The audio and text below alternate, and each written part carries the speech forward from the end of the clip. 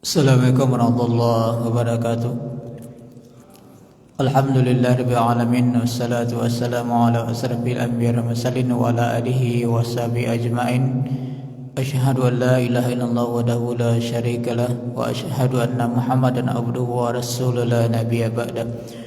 Bapak, Ibu, kaum muslimin dan kaum muslimat, jamaah maghrib yang berbahagia, puji dan syukur sama kita ucap kepada Allah. Alhamdulillahirabbil alamin. Salawat dan salam buat junjung kita Nabi Muhammad sallallahu alaihi wasallam. Allahumma salli ala Muhammad wa ala ali Muhammad.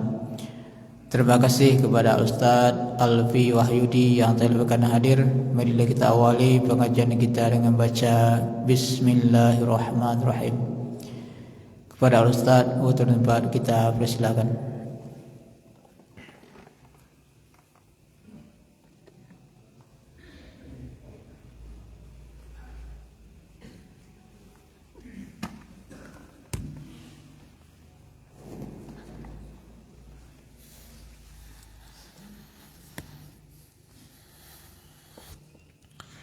Bismillahirrahmanirrahim. Assalamualaikum warahmatullahi wabarakatuh. Alhamdulillahi ala ihsanihi wa syukru lahu ala taufiqihi wa amtinanihi. Ashhadu an la ilaha illallah wahdahu la syarika lah wa ashhadu anna sayyidana Muhammadan abduhu wa rasuluh الداعي إلى رضوانه. اللهم صل وسلم على سيدنا محمد وعلى آله وأصحابه وسلم تسليما كثيرا. أما بعد. Yang kami muliakan dan kami hormati Bapak dan Ibu pengurus, nenek mama, alim ulama, para orang-orang tua kami, Bapak dan Ibu kaum muslimin wal muslimat yang insya-Allah pada hari ini kita dirahmati dan dimuliakan oleh Allah Subhanahu wa ta'ala. Ucapan rasa syukur kembali kita sampaikan kepada Allah dengan ucapan Alhamdulillahirabbil alamin. Salawat dan salam tercurah pula kepada baginda Nabi sallallahu alaihi wasallam. Allahumma salli ala sayyidina Muhammad wa ala ali sayyidina Muhammad. Bapak dan Ibu yang dirahmati dan dimuliakan oleh Allah, pada malam hari ini kita akan mengambil dan memulai kajian kita di Quran surah ke-9 pada ayat yang ke-18-nya. Allah berfirman, Innama ya'muru masajidallahi man amana billahi wal yawmil akhir. Di antara salah satu tanda keimanan seseorang kepada Allah dan keimanan seseorang kepada hari akhir adalah dengan memakmurkan dan meramaikan rumah-rumah Allah Subhanahu wa ta'ala. Di dalam hadis pun Nabi mengatakan, Man alifa masjidan alifallah. Siapa orang yang mencintai masjid, maka Allah pun akan mencintai orang tersebut. Di dalam hadis pun Nabi mengatakan, Idza ra'aitumur rajula mulazimal masjidi fashhadu lahu bil iman. Apabila engkau melihat ada orang yang istiqamah dan konsisten datang ke masjid, maka bersaksilah kepadanya dengan keimanan, kata Rasulullah. Artinya dari ayat dan hadis yang kita baca tadi, bahwa Allah Subhanahu wa ta'ala sangat memuji orang-orang yang meramaikan rumahnya. Allah sangat menyanjung orang-orang yang kemudian datang ke rumahnya untuk beribadah. Tapi dibalik dari keutamaan, pujian dan sanjungan Allah terhadap orang-orang yang datang beribadah ke rumahnya, maka kita mesti ingat satu hadis Nabi dalam riwayat Imam Ibnu Hibban, bahwa Nabi pernah mengatakan, Ya'ti fi akhiriz zamani nasun min ummati, kata Rasulullah.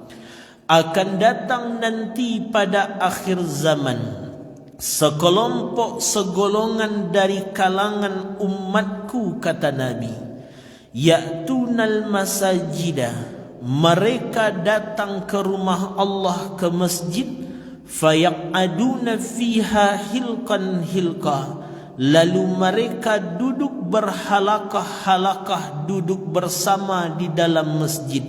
Tapi nan diceritakannya zikruhumud dunya dan hubbud dunya, yang disebut dan diceritakannya hanyalah dunia dan kecintaannya kepada dunia. Maka Rasul mengatakan, la tujalisuhum, janganlah duduk dengan mereka, falaisallahi bihim hajah, maka Allah pun tidak butuh kepada mereka.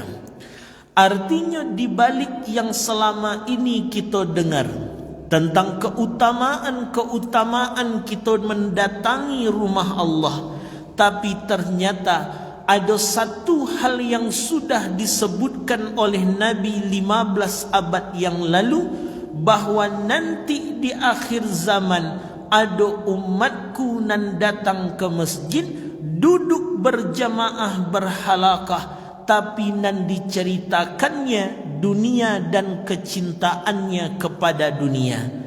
Maka orang-orang ini bahasa awaknya, indak kamu saji genda ba ada. Tu makasihnya. Jadi tidak semua orang-orang yang datang ke rumah Allah itu selalu dipuji oleh Allah. Tidak semua orang-orang yang datang ke rumah Allah itu selalu mendapati keutamaan masjid ini. Tapi ada orang yang datang ke rumah Allah, malah Allah tidak menyukai orang-orang ini datang ke rumahnya. Maka apa sebabnya? Ini nan disampaikan oleh Al-Habib Ahmad bin Zain Al-Habsyi dalam kitab beliau Syarah Ainiyah. Ada beberapa hal adab-adab nan harus diperhatikan di saat kita mendatangi rumah Allah Subhanahu wa ta'ala. Sama dengan datang ke rumah orang, ada adabnya. Kita bertamu ke rumah orang, ada nan dijago, ada larangannya. Maka ke rumah Allah pun ada adabnya dan hal-hal nan mesti dihindari, kata beliau. Apa saja di antara adab yang dijaga selama di rumah Allah, termasuk sesuatu nan dilarang oleh Rasul ketika berada di rumah Allah, berdasarkan kepada hadis dalam riwayat Imam Abu Daud, bahwa Nabi mengatakan, naha anis syira'i wal bai'i fil masjidi, bahwa Rasul melarang orang-orang melakukan transaksi jual beli di dalam masjid, kata beliau. Jadi tidak boleh ada manggalih jual beli di dalam masjid.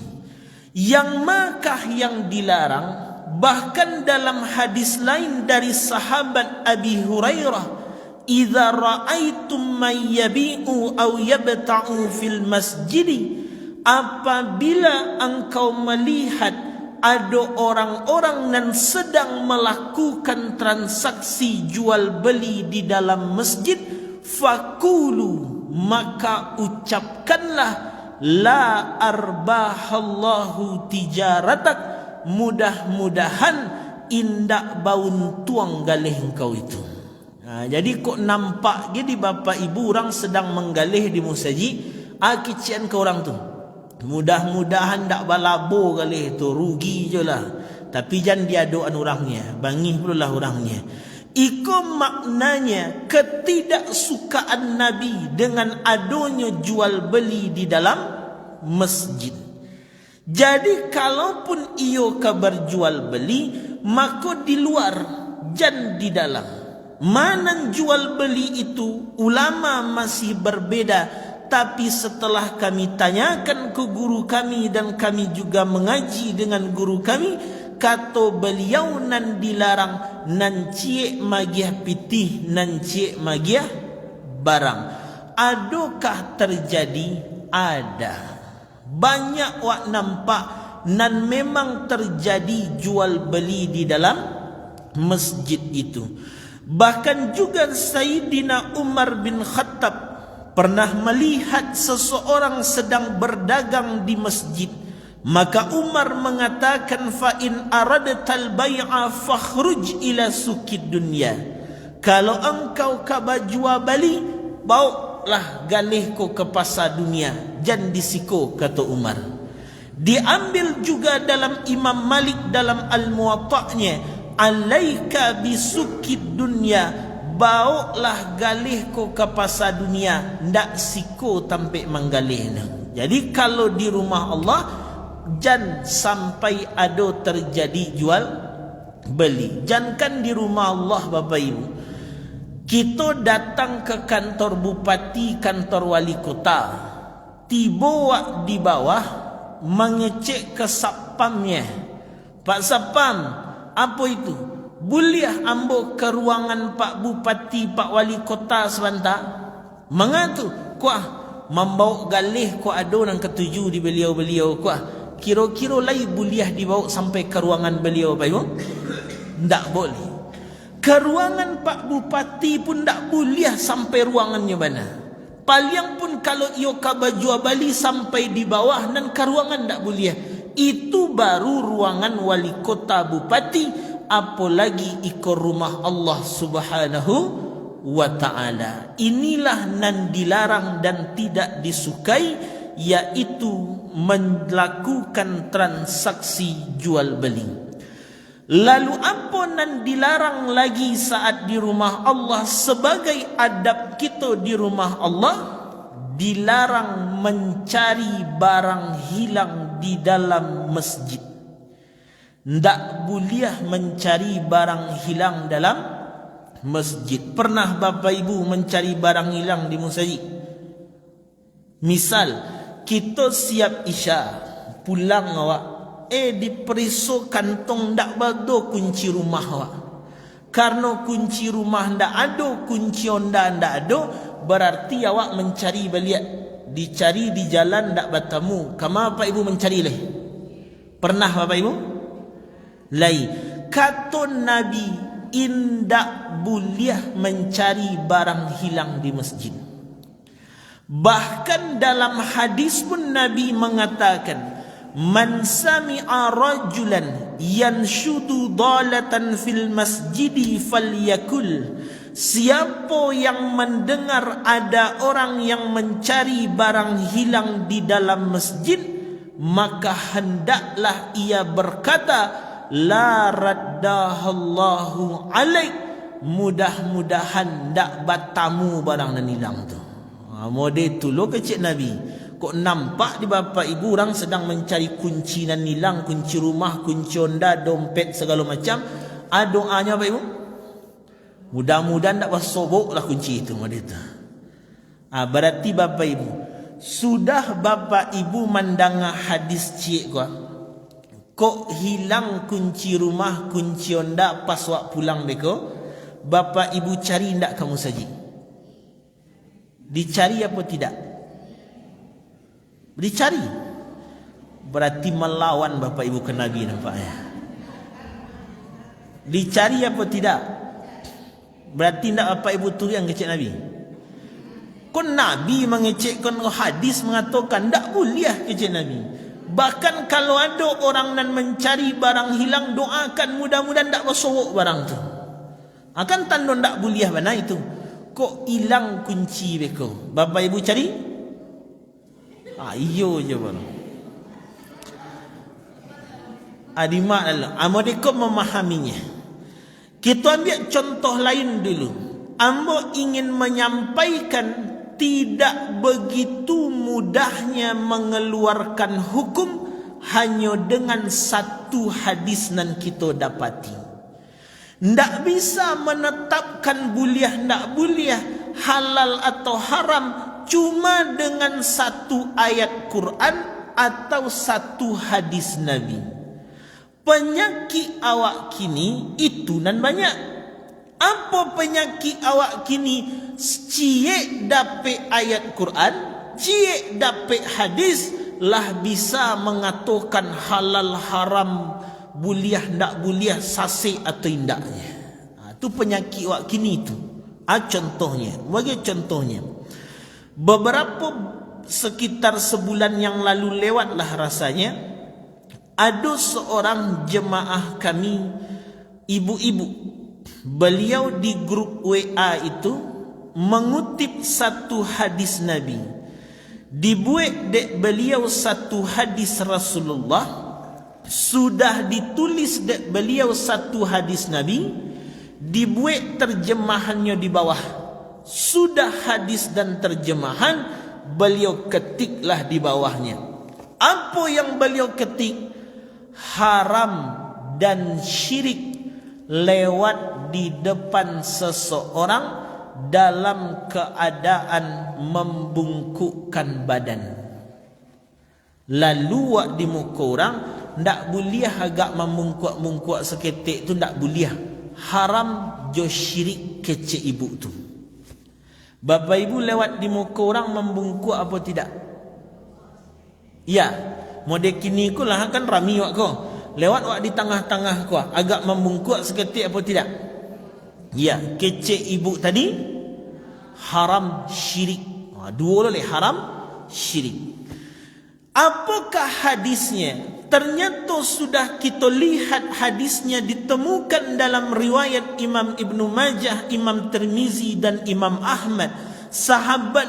Hadisnya dari sahabat Anas bin Malik bahwa Nabi kami pernah berkata, "Ya Rasulullah, ayanhani ba'duna li ba'din." Wahai Rasul, lai buliah kami membungkukkan badan kami agak sedikit di saat lewat di depan sebahagian orang? Nabi menjawab, la, indak buliah. Kini sudah mendengar hadis kalau apa ibu?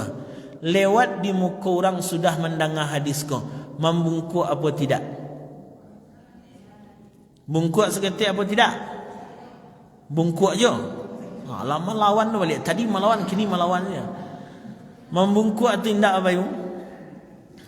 Kan bahaya. Kau yang ambo sebut tadi, dapat satu hadis, satu terjemahan, sudah bisa menghukumi haram. Padahal tidak segampang itu. Jangankan menetapkan hukum Islam buliah tidak buliah, halal atau haram, sedangkan membuat makanan pun tidak bisa. Ko daging, ko santan, campuan lah jadi randang yang sekali apa itu? Indah. Sedangkan makanan saja, ko santan, ko daging, sambuh lo macamnya, anan dikacau dulu, anan dimasukkan dulu, panjang prosesnya, barukah bisa menjadi randang. Kalaulah randang saja prosesnya panjang, kalaulah randang saja proses membuatnya panjang, kenapa masalah hukum Allah nan buliah ndak buliah, halal haram terlalu mudah bana? Dapat cek hadis langsung ngecek haram. Jadi jangan dibiasakan itu. Itu terlalu instan wak beragama namanya. Padahal hukum Allah ko ayat Quran, hadis Nabi menggali makna di dalamnya, panjanglah ilmunya. Ketika setelah kita cari hadis itu dan ditemukan ternyata dari kualitas hadisnya, jumhur ulama hadis mengatakan hadis ini lemah karena ada satu orang nan dinilai bermasalah. Maka kemudian hadis ini disimpulkan oleh ulama-ulama nan berkompeten di bidangnya, yang memang diakui keilmuannya. Siapa salah satunya? Al-Imam Iz Abdus Salam Asy-Syafi'i mengatakan makna di balik hadis Nabi itu nan indak buliah itu, kalau kita lewat di depan seseorang membungkuk lebih dari rukuk dalam sembahyang. Itu nandak boleh. Lewat di muka orang membungkuk lebih dari rukuk, hampir-hampir maisuh kepala tu ke lantai le. Itu nandak boleh. Tapi kalau sekadar membungkukkan saja, membungkukkan sedikit saja lewat di depan orang, wala ba'sa, boleh, tak masalah kecik beliau, sebagai bentuk penghormatan kita sesama orang-orang muslim. Itu kecik beliau. Jadi ulama itulah menjalihkan. Itu baru pendapat. Buka nanti pendapat Imam Nafrawi Al-Maliki rahimahullah. Buka pula pendapat Imam Safrini Al-Hambali, Al-Imam Ibnu Mufih Al-Hambali dan sebagainya. Sekedar untuk membungkukkan, sekedar untuk menghormati, tidak masalah. Jadi ku yang ingin bagi contoh, ijan dari hadis Nabi dibaca terjemahan langsung jadi haram.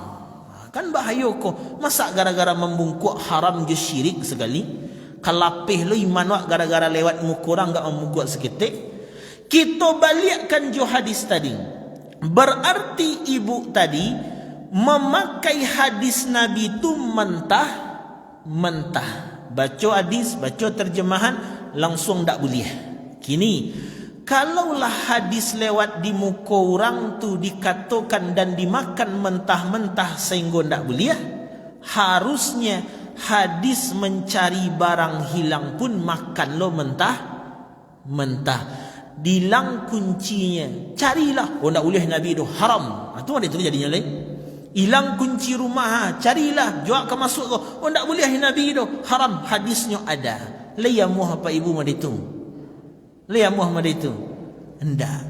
Serahkan ke ulama untuk menjelaskannya. Serahkan ke orang-orang yang punya ilmu di bidangnya. Kita kok orang awam, ambo orang awam, kita semua orang awam. Tugas kita sebagai orang awam bukan mengatakan ini halal haram, sesat atau tidak, haram boleh dan tak boleh. Tugas kita sebagai orang awam hanya ikut dengan semua nanlah dikaji dek para ulama. Ternyata bilakah dilarang maksud dari indak bolehnya mencari barang hilang ini, maka jumhur ulama mengatakan larangan tidak boleh mencari barang hilang ini hanya pada hukum makruh saja. Jadi tidak sampai kepada haram. Karena setiap larangan belum tentu haram, ada kalanya makruh.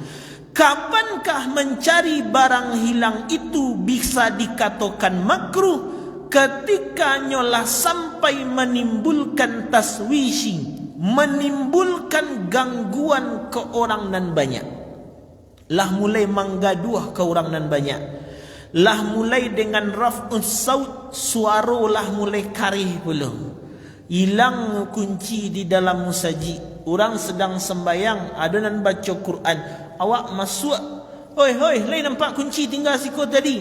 Itu nan tak boleh. Tak gaduh orang dibuatnya. Tapi kalau sekedar kemudian masuk, di mana kunci tadi ya? Lain tak menggaduh, maka diperbolehkan. Jadi itulah penjelasannya. Jadi ambo cuma ingin mengatakan, ijan terlalu cepat bana mengatakan halal haram boleh atau tidak boleh. Kita ke orang awam, tak bisa memahami ayat Quran secara langsung, hadis Quran, hadis Nabi secara langsung, mesti lewat penjelasan para ulama. Itu dan dilarang ketika di rumah Allah Subhanahu wa taala. Kemudian juga apa nan dilarang adab di rumah Allah ini? Nan dilarang di dalam rumah Allah ini, seperti hadis nan kita baca di awal tadi, tidaklah boleh bercerita tentang dunia di dalam masjid.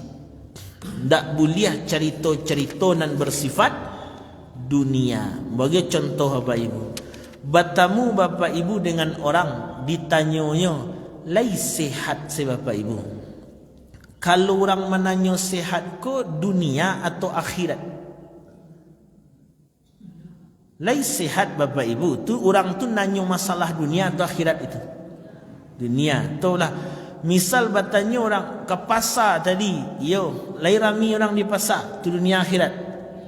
Kini kecek hadis Nabi, tak boleh bercerita dunia di dalam Berarti besok kalau baca lo hadis ko mentah-mentah, berarti besok kau bertanya orang lai sihat sen. Itu ada tu jawab lai. Bakok mana itu? Tak boleh cerita dunia, nak boleh cerita dunia. Itu mana itu? Ma tu ko hadisnya. Bertanya orang besok lai ke pasar tadi. Tak boleh. Itu ada tu jawabannya lai. Yang tak boleh tu kapan? Ketika kata Imam Nawawi menjelaskan larangan kemudian yang masuk kategori yang dilarang bercerita dunia adalah persoalan dunia yang sudah mengarah mengandung kedosa dan maksiat. Itu nandak boleh. Tapi kalau sekadar bertanya lai sehat se bapak ibu, boleh. Ke pasar tadi, yo lai rami pasar, ndak ada. Nandak boleh tu nan mengarah ke dosa maksiat. Misal contoh, kami pernah mengisi kajian. Saat mengisi kajian itu, ada ustaz yang untuk tukang doanya. Kebetulan ustaz ko kalau mendoa memang luar biasa doanya. Setiap beliau nan mendoa memang terbawa suasana jemaah tu. Menangis jemaah tu kalau ustaz tu mendoa. Setelah kemudian ustaz tu mendoa, duduk amboju ustaz tu, ada ibu-ibu duduk di sebelah kau, bertiga orang tak berampai orang, sedang kami ke pulang. Ceritalah ibu tu. Apa kata ibu tu? Le sabana santiang doa ustaz tadi kecilnya. Yo bana masuk ke hati wak doa ustaz tu. Yo bana tabi ayam ato takana dosa sekali. Tu boleh cerita pada itu, tak ada. Yang tidak bolehnya kapan? Ketika ibu kau mengatakan sabana hebat doa ustaz tu masuk ke hati wak, yo bana menangis wak mendengar doa ustaz tu, dicaliak jemaah nanti bo tu yo menangis sadolahnya. Kecik kawannya. Indak lo do sianu ndak menangis nampak wak tadi do. Itunya tu ndak boleh Itunya yang indak boleh. Kalau sekedar bercerita, oh sadiah doa ustaz tu, masuk doa ustaz tu, tak masalah. Sekedar bercerita, ya benar meresap ke jiwa, tabi ayam matuak boleh. Tapi kalaulah mengecek, menangis orang sadolahnya, keceknya, ndak ada sianu, ndak ada. Masa ndak menangisnya? Dia memang ndak ada. Maklum indaklah model tu ustaz berdoa nak menangisnya. Itulah heran wak, entah wak tu kok karih hatinya mungkin tak. Bukan pelawan ke laki tu. Itulah larinya tu. Itunya nandak boleh. Sekedar bercerita hal-hal nan positif, nan biasa, boleh. Tapi kalaulah mengarah ke dosa maksiat, itu nan tidak diperbolehkan. Termasuk juga Al-Imam Nawawi mengatakan, tidak hanya itu, tertawa dan tersenyum secukupnya pun boleh di dalam masjid. Nan indak boleh itu kalaulah isinya tertawa terbahak-bahak.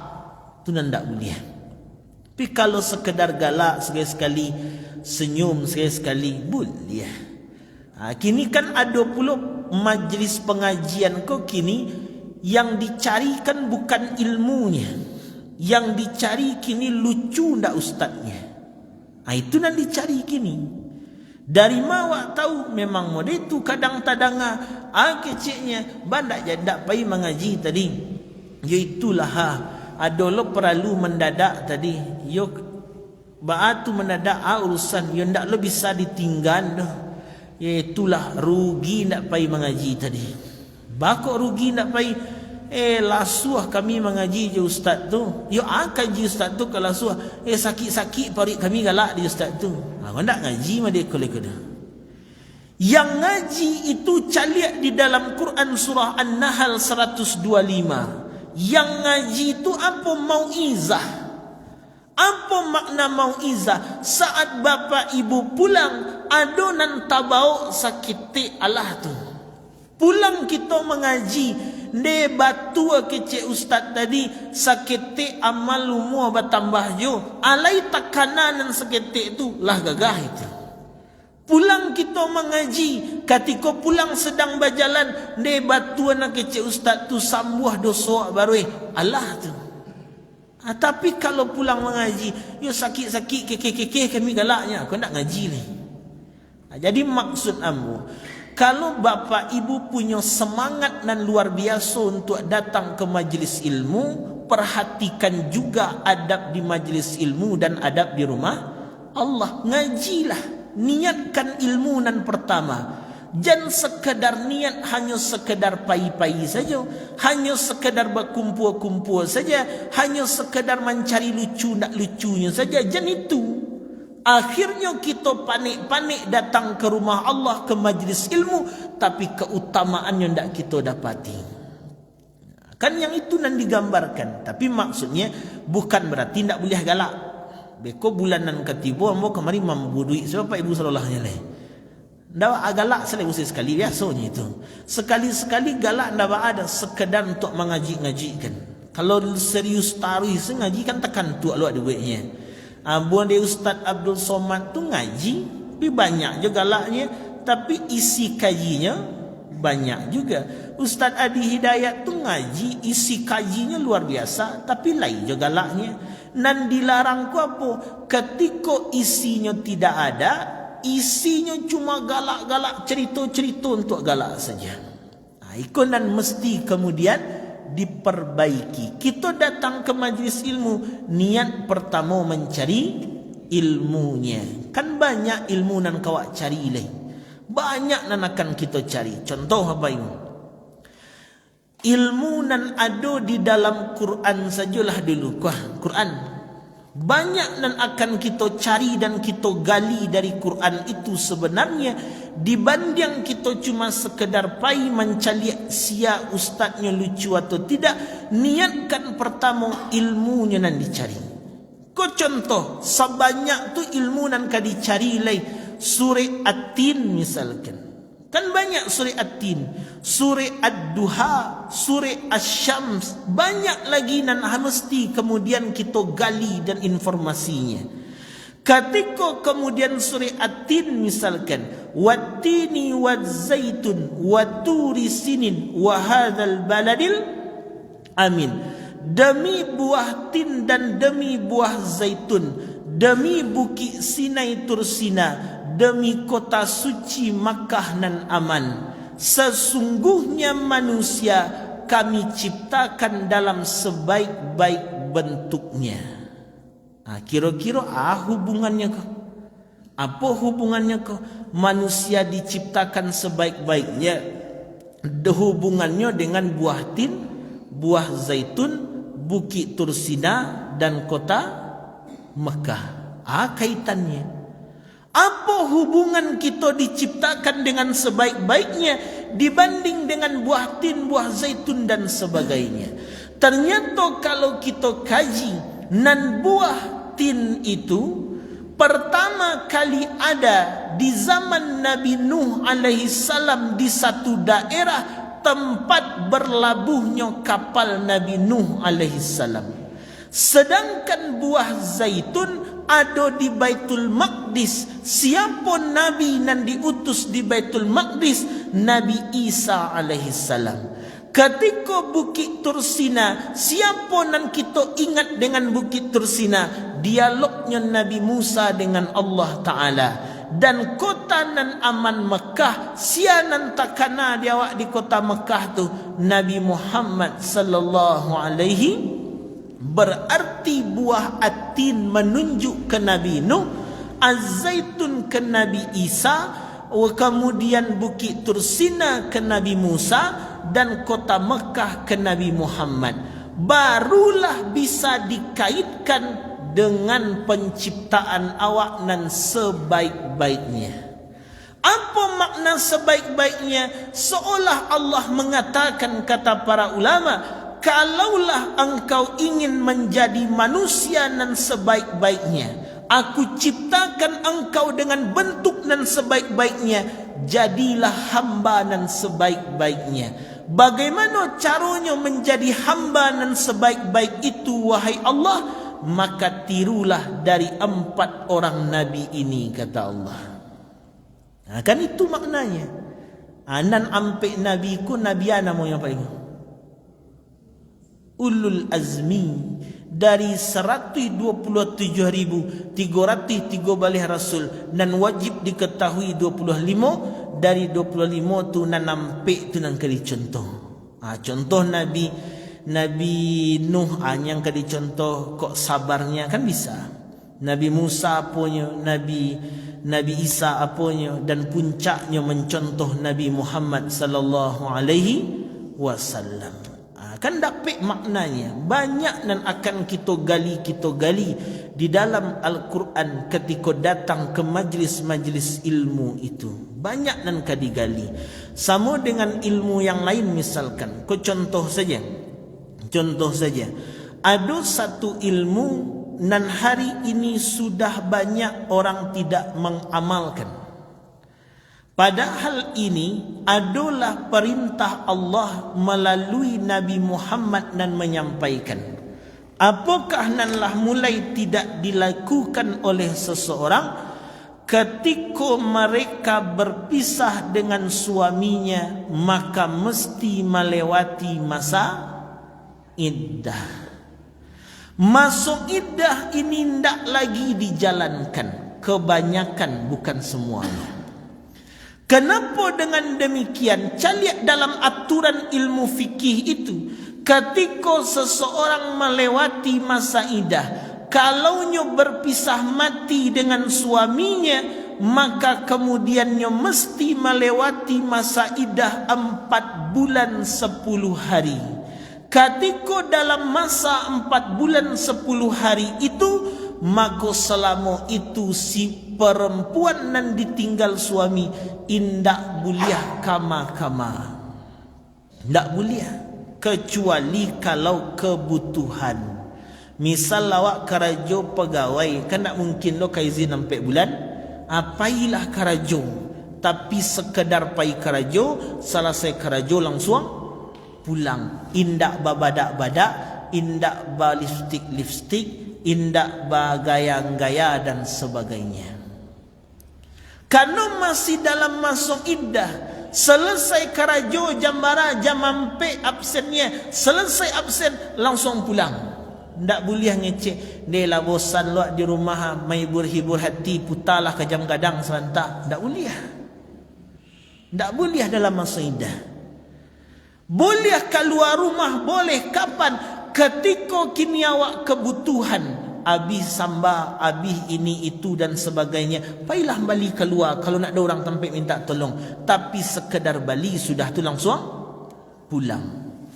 Bahkan perempuan nan melewati masa iddah harus menjalani iddahnya di rumah tampaknya tinggal dengan suaminya. Ndak bolehnya tampak rumah anaknya. Lah sudah sepakan anak di rumah kecil anak, oh ma kami kabaliak lagi surang saya mama di rumah daripada surang saya kok ibu-ibu hati ikut je kami nah. Pilihlah di mama kama ke Jakarta jadi je tampak udah, ke Bandung jadi je, ke Riau jadi je. Pilihlah. Oh iyalah pailah mama cik pai ke Jakarta. Makanya ndak boleh seperti itu. Tetap masa iddah tu dijalani di rumah tampaknya tinggal dengan suaminya. Berbeda nanti kalau iddahnya berpisah dalam keadaan hidup. Kalaunya berpisah dalam keadaan hidup, iddahnya 3 kali suci 3 bulan. Selama masa iddah itu, nan istri tetap wajib minta izin ke suami kamapai.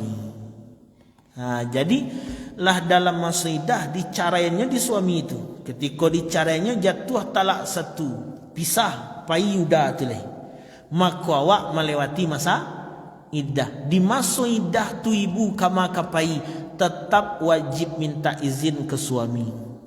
Karena masih dalam masa iddah. Dia balikkannya lah pai jauh bah mengeceknya. Telefon. Oh ndak telefon, chat kena. Assalamualaikum dah. Izin nama pai ke pasar Bukit Tinggi sebentar dah. Amaton kok sinan dulu hatinya.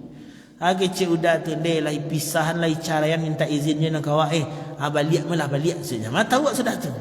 Kan tak tahu awak dah, mata awak. Kan bisa saja. Tapi kok untung-untung lain model itu, kok kalimat kasar nang keluar, minta izin je lah cik dah, ngajin izin kali carayan je sudah tulis. Kan tak tahu. Yang penting kewajiban tetap terjalankan. Di mana dapat ilmu nan model itu? Di fikih ngajinya. Di mana dapat Quran nan model itu? Di tafsir ngajinya. Banyak nan dikaji sebenarnya. Dibanding kita datang pergi mengaji hanya sekedar untuk tertawa terbahak saja. Kenapa? Karena memang tidak disukai oleh Nabi sallallahu alaihi wasallam. Dan juga saat kita memasuki rumah Allah pun juga disebutkan, ketika engkau memasuki rumah Allah, maka bacalah salam ketika ada orang di dalamnya, dan ketika tidak ada orang, bacalah assalamu alaina wa ala ibadillahi salihin. Tu baca. Lai orang dalam assalamualaikum, tak ada orang dalam assalamu alaina. Tu nan dibaca adab di rumah Allah. Kemudian juga sebagaimana nan disebutkan oleh Imam As-Samarkandi, likulli syai'in tahiyyatun wa tahiyyatul masjidi rak'atan. Setiap sesuatu memiliki penghormatan, dan cara menghormati masjid dengan menunaikan salat tahiyatul masjid. Jadi hal-hal model itu nan kena dijaga. Hal-hal model itu sehingga saat kita datang ke rumah Allah, memang kita dapati keutamaan masjid itu. Memang kita dapati pahala-pahala kita duduk di rumahnya. Bukan kini kita datang tapi Allah membenci dan tidak menyukai kita. Sedangkan di rumah orang saja, lain dak elok lah kuat di usia di orang yang punya rumah muah. Apalagi kemudian di rumah Allah Subhanahu wa taala, maka indak lo harus segala macam berlebihan, tapi mana dilarang tinggalkan. Mana tidak disukai jangan dikarajokan. Kenapa dengan demikian? Di dalam kemudian hadis disebutkan, innama buniya hazal baitu li dzikrillahi wassalah. Karena sesungguhnya masjid ini pada hakikatnya adalah tempat berzikir kepada Allah dan tempat untuk beribadah kepadanya. Maka karena ini rumah Allah, jaga adabnya, jauhinan dilarang. Sebagaimana kata para ulama, orang yang datang ke rumah Allah ini seolah-olah ia sedang duduk bersama dengan Allah Subhanahu wa ta'ala. Karena orang yang datang itu seolahnya duduk dengan Allah, maka jagalah adab-adab akhlak kita di rumah Allah Subhanahu wa ta'ala. Mudah-mudahan keistiqamahan kita datang ke rumah Allah, mudah-mudahan adabnya kita jaga, larangannya kita jauhi. Mudah-mudahan masjid-masjid yang kita datangi akan menjadi penolong nanti bagi kita di akhirat insya-Allah. Amin ya rabbal alamin. Mungkin itulah Bapak dan Ibu yang bisa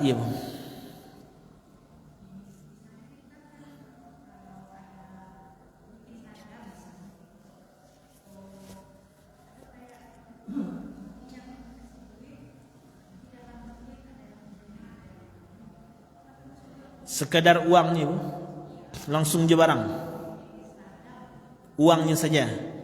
Dan nanti ada dua pendapat. Yang satu mengatakan yang dilarang tu yang caliak ke definisi caliak kepada definisi kitabul buyu', jual beli itu apa. Yang dimaksud dengan jual beli itu muqabalatu syai' bi syai'in ala sabilil muawwadah. Ada pula nan mengatakan nan dilarang itu cukup salah satu. Salah satu maksudnya ciek magian barang saja, kok pitihnya di luar, atau pitih yang dagih di dalam, barangnya di luar, termasuk itu nan dilarang. Kalau seandainya kemudian dua-duanya, itu pendapat kedua nan memang dilarang.